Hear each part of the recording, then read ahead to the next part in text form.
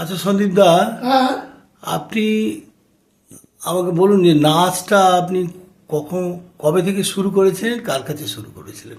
দাদা, আমি ছোটবেলায় এই ধরুন, আমি তখন ক্যালকাটা ট্রেনিং স্কুলে ওই কাঁসাইপাড়া তারপরে রোড চোর বাগানের ওই পাশে স্কুল ছিল, ওইখানে পড়তে যেতাম। তো আমার গুরু একদিন আমাকে দেখে, গুরু যার কাছে নাচ শিখেছি, হঠাৎ দেখে যে বললো, আমাকে বললো যে তুমি কোথায় থাকো। তাই বললাম যে গুরুজি আমি তো এই সামনেই থাকি। বলে তাহলে তোমার বাবার সঙ্গে দেখা করো।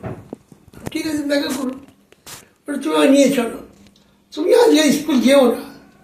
আমি বললাম গুরুজি স্কুল যাবো না, আর বাবার কাছে গেলে বাবা যদি আমার বকাবকি করে, বলে কিচ্ছু করবে না, চলো তুমি আমার। তো উনি আমাকে জোর করে স্কুল যেতে দিল না, আমার বাবার কাছে নিয়ে এসে বললো একে আমি নাচ শেখাবো।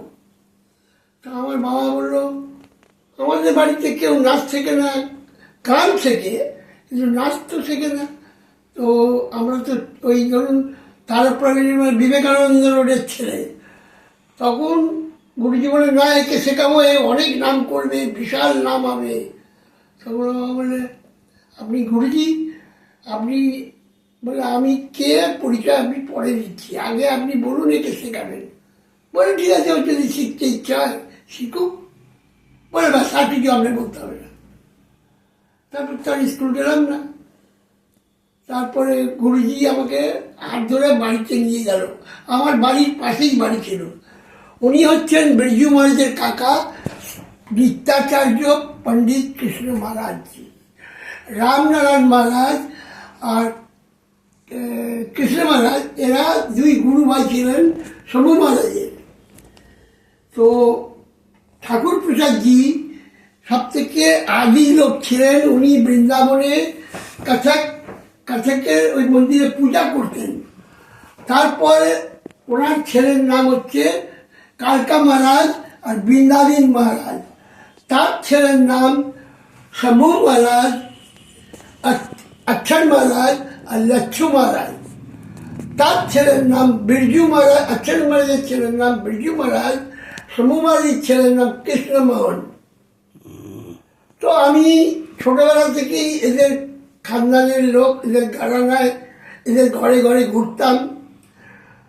তখন কলকাতায় কাঞ্চে মহারাজজির জামাই নানকু মহারাজ থাকতো। নানকু মহারাজ আমাকে তালিম দিত। নানকু মহারাজের মেয়ে হচ্ছে কাঞ্চে মহারাজজির মেয়ে। কাঞ্চে মহারাজ হচ্ছে তবলা সম্রাট ছিলেন, গামাজি ছিলেন বেনারসের, আর কাঞ্চে মহারাজ আর আর এই বন্দি মহারাজ।